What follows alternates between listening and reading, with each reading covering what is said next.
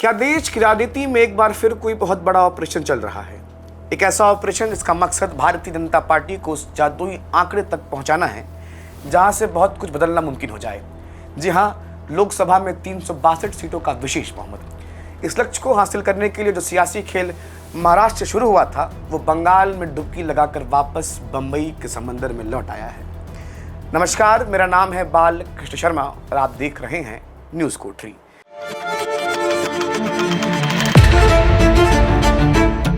याद कीजिए, पहले शिवसेना को दो फाड़ किया गया, फिर शरद पवार की राष्ट्रवादी कांग्रेस पार्टी के दो टुकड़े हुए। उसी अचूक फॉर्मूले का इस्तेमाल करते हुए बंगाल में टीएमसी को तोड़ा गया और 20 सांसदों को अलग कर दिया गया। लेकिन चाल अभी रुकी नहीं है। एक बार फिर महाराष्ट्र की बारी है और इस बार फिर से निशाने पर है शिवसेना का वो गुट। इसकी कमान उद्धव ठाकरे के हाथों में है। ये कोई पहली बार नहीं है जब उद्धव ठाकरे की पार्टी टूटने के कगार पर खड़ी है। आपको याद होगा साल 2022 में भी ठीक ऐसे ही हुआ था। तब एकनाथ शिंदे अपने साथ 40 विधायक और 12 लोकसभा सांसद लेकर अलग हो गए थे और उद्धव ठाकरे की सरकार गिर गई थी। लेकिन उस भारी झटके के बाद उद्धव ठाकरे ने हार नहीं मानी और 2024 में अपनी पार्टी को फिर से अपने पैरों पर खड़ा किया। अब उसी खड़ी हुई पार्टी की नींव में दोबारा सेंध लगाने की तैयारी चल रही है। खबरें आ रही हैं और बहुत पुख्ता हलकों से आ रही हैं कि उद्धव ठाकरे की शिवसेना के जो 9 सांसद चुनाव जीत कर आए हैं, उनमें से 6 से 7 सांसद एकनाथ शिंदे गुट के साथ जाने के लिए अपना मन पक्का कर चुके हैं। इस पूरी कवायद को एक नया नाम दिया गया है, ऑपरेशन टाइगर। भाजपा की राजनीति में यह पहली बार है जब ऑपरेशन लोटस की तर्ज पर किसी अभियान को इस तरह का खास और आक्रामक नाम मिला है। अंदर खाने की खबर तो ये भी है कि इनमें से 4 सांसद जल्द ही दिल्ली पहुंचकर लोकसभा अध्यक्ष से सीधे मुलाकात कर सकते हैं और योजना ये है कि कम से कम 6 सांसद का समूह एक साथ जाकर अलग गुट बनाने की कानूनी मान्यता मांग ली। इस पूरे बवाल के बीच शिवसेना के उद्धव गुट के राज्यसभा सांसद और पार्टी के मुखर चेहरा संजय राउत ने मीडिया के सामने आकर कई बेहद सनसनीखेज दावा किया है। जिस वक्त वो कैमरे के सामने आए, उनके साथ संसदीय दल के नेता अरविंद सावंत, मुख्य सचेतक अनिल देसाई और नासिक के सांसद राजभाऊ वाजे भी मजबूती से खड़े थे।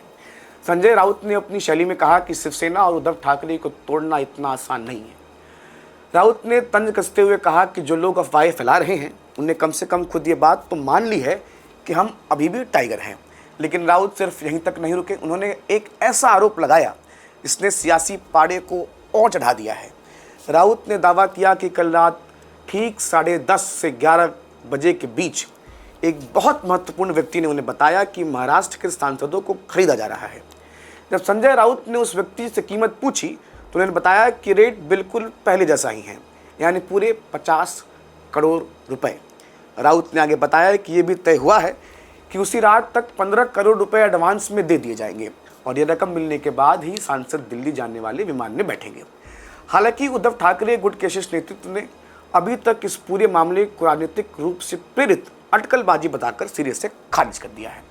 पार्टी का साफ कहना है कि किसी भी सांसद ने उन्हें पार्टी छोड़ने या अलग होने की कोई सूचना नहीं दी है। लेकिन राजनीति में इसे महज एक इत्तेफाक मान लेना बहुत बड़ी भूल होगी। यह एक बहुत बड़ी और सोची समझी रणनीति का हिस्सा है। बंगाल में टीएमसी के 20 सांसदों का अचानक टूटना और अब महाराष्ट्र में शिवसेना उद्धव गुट पर भारी दबाव बनना, यह सब कोई अलग अलग घटनाएं नहीं हैं।